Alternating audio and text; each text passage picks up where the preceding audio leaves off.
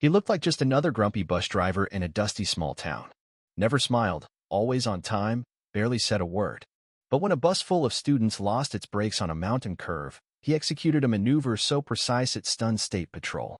Later, a highway patrolman whispered, "That wasn't luck. That was Delta training." Before we begin, tell us where you're watching from. And don't forget to like the video. Everyone in Brenton knew the school bus driver by face, not by name. Gray beard, thick glasses, always wore the same windbreaker and hat. Drove bus 6. He didn't smile, didn't speak, except to say seat belts and sit back. Some kids called him Grump Gear. Others just avoided the front rows. Parents didn't know much about him either. The district files listed him as John W. Hired 6 years ago. No emergency contacts. Always passed inspections. Never took a sick day. Every weekday at 6:05 a.m., he pulled out of the district garage.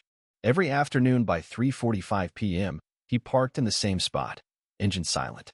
He drove routes like he'd memorized them in a different life. And maybe he had. Then came the field trip. The 8th grade class was heading into the mountains, early foliage trip, 2 hours north. John was assigned the route. It was supposed to be simple. Light traffic, cool weather, scenic roads. But 20 minutes from the destination, brake pressure dropped. The bus shuddered. John's eyes went sharp. Students screamed. The road twisted. Guardrail ahead. Below, a forested drop. John didn't panic. He downshifted, flipped 2 toggles, adjusted the wheel by inches, then did something no one on board understood. He pulled the bus into a controlled skid, rotated 18 degrees into the incline, and used the emergency clutch to stabilize the chassis until friction slowed them to a crawl. They stopped 7 feet from the edge. No injuries, not even a bruise. Silence. Then someone clapped. John didn't react. He stepped outside, examined the wheel system, called dispatch with exact coordinates, and asked for a secondary transport. By the time Highway Patrol arrived, he'd already marked the faulty line with chalk and flagged the emergency override as defective. One officer, ex-military, studied the chalk marks. Later told the sheriff, that wasn't luck. That was surgical. When asked for his statement, John handed over a handwritten log of every maneuver and mechanical check. Then said, "I'll file a report at the station. Students are priority." He walked back onto the bus and sat like he'd done nothing special. If you've ever seen someone handle crisis like they'd been born for it, calm, focused, invisible until needed, type "saw it once" in the comments. The story should have faded, small town miracle, quick repair, nobody hurt. But it didn't, because someone filmed it. A shaky phone video, taken through the back window, caught the moment bus 6 skidded, shifted, and stopped just short of the guardrail. It caught John W. steadying the wheel, jaw set, posture perfect, like he'd rehearsed it. That clip hit 50,000 views by nightfall. Then 100,000. People started asking, "Who is this guy?" Sheriff Martin received a call from the state transportation office. "Your guy on bus 6, where'd he train?" Martin replied, "Just past all the regular certs." But the voice on the other end said, he didn't drive like someone who learned on a practice range.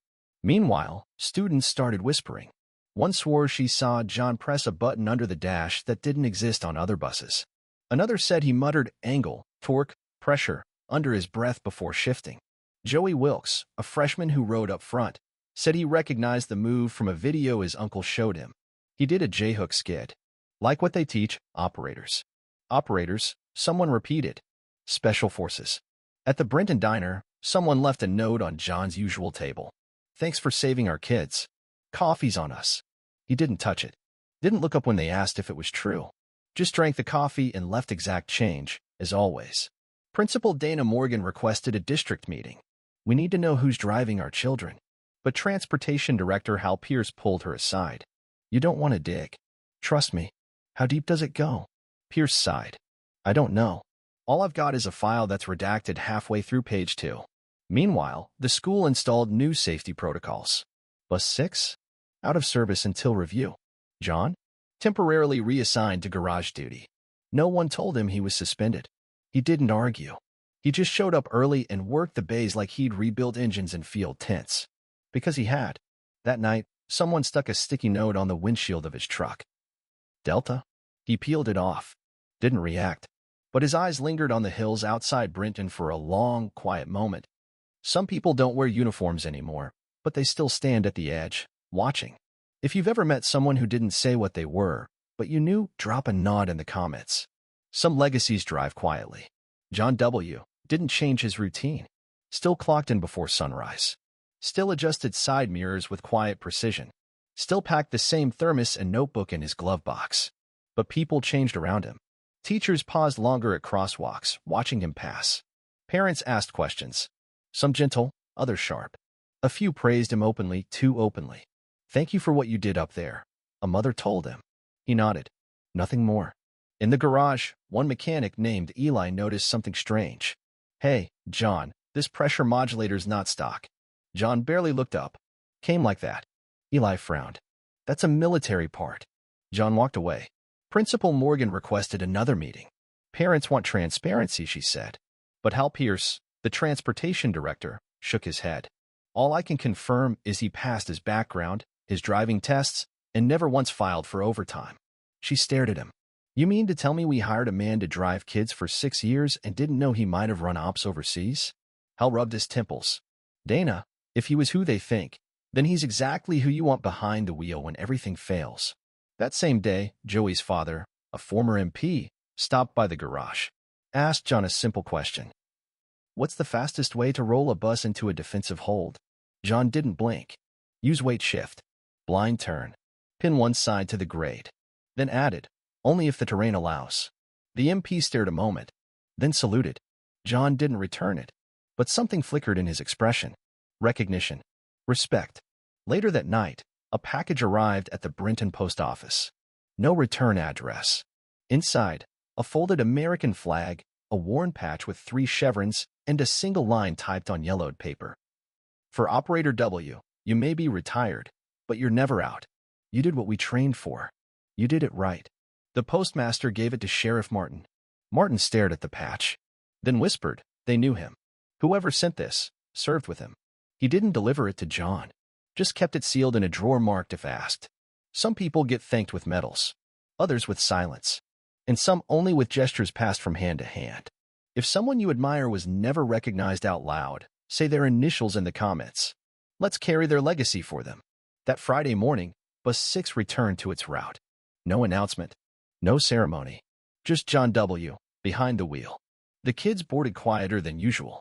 Even the jokers sat respectfully. Joey took the front row again. Eyes forward. He noticed John had rewired the mirror switch, replacing it with a toggle he'd never seen before.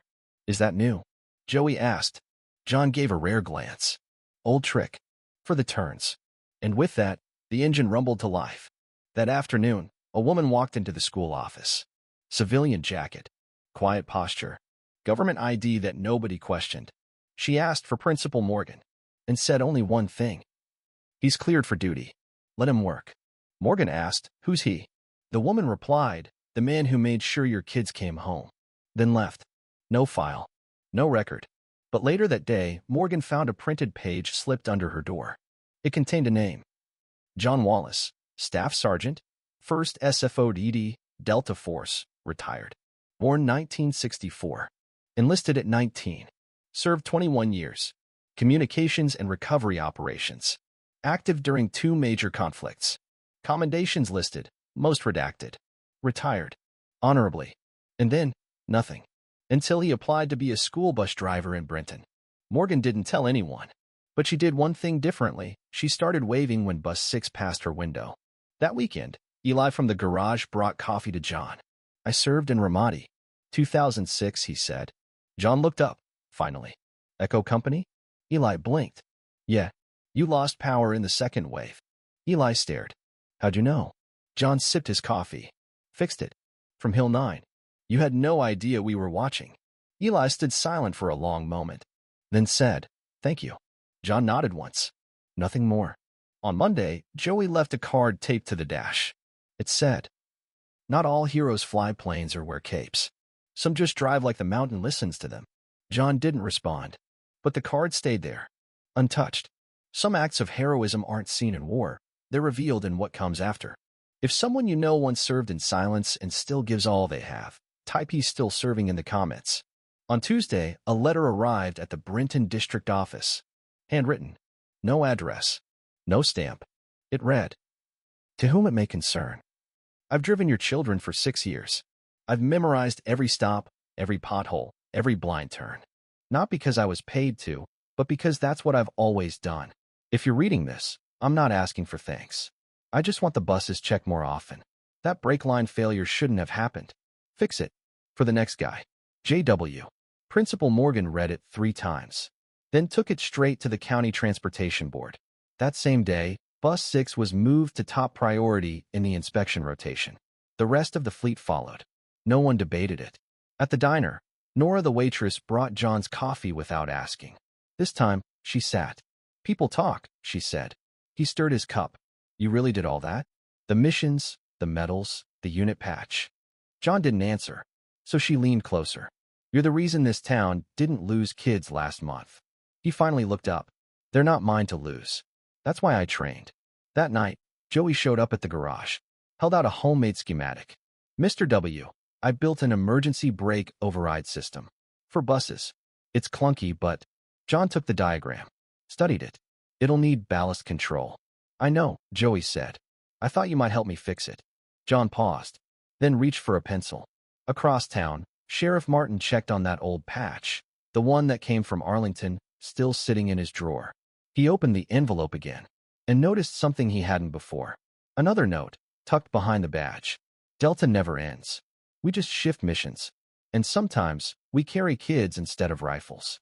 Martin folded it slowly, drove to the garage, found John teaching Joey how to reroute relay wiring. He didn't interrupt. Didn't need to. He just nodded to himself. Because some warriors don't walk into retirement. They walk into the next thing that needs protecting. If someone in your life shifted from service to quiet sacrifice and never asked you to notice, type "still watching" in the comments. Thursday morning, the district held its first bus driver appreciation breakfast. Every driver showed up, except John. He was already out checking tire pressure on Bus 6, clipboard in hand. Principal Morgan found him in the lot. "You missed the food." He shrugged. "Didn't drive for muffins." She held out a box anyway. Inside, a hand-drawn card from every child on his route. Some were messy, some heartfelt. One read, "Thank you for not letting us fall." Another said, "You drive like a superhero, but you look like my grandpa." John read each one, folded the box closed, tucked it under his arm, didn't say a word. But Morgan caught the way he blinked a few extra times. That afternoon, Joey sat with him in the garage. "Mr. W., do you ever miss it? The old missions?" John thought. "No. I miss the silence afterward. The kind when nobody's bleeding and nothing's on fire." Joey nodded. "This is kind of like that, right?" John looked around the empty bay. "It is now." That night, a surprise storm cut power in half the town. Phones down, internet out. Schools went dark. But not Bus 6. Its emergency battery clicked on. Internal radio hummed to life. And John turned the key. He drove street to street, stopping at corners, checking on families. No orders. No calls. He just knew who'd need help. At each stop, he marked a box on his dash map. Checked for porch lights. Looked for candles. Listened. He wasn't searching. He was confirming. By midnight, Sheriff Martin flagged him down. "You patrolling the whole town?" John nodded. "Quiet's too loud." They shared a look. Then Martin said, "Glad you're still driving." At sunrise, kids at each corner saw Bus 6 already waiting. Lights on. Engine warm. John at the wheel, like always. Some heroes protect with instincts trained long before we see them use it. If someone in your life shows up before you know you need them, drop a ready in the comments. Let's thank the ones who never stopped watching the road. Friday afternoon, a call came in from the county. Heavy rain washed out a backroad bridge. Route 6 was unsafe. Dispatch scrambled to reroute drivers. But Bus 6? Already detoured. Already safe. Already parked at the school. Kids unloading in their rain boots, laughing. John rerouted himself. The dispatcher told the principal. No warning. No call.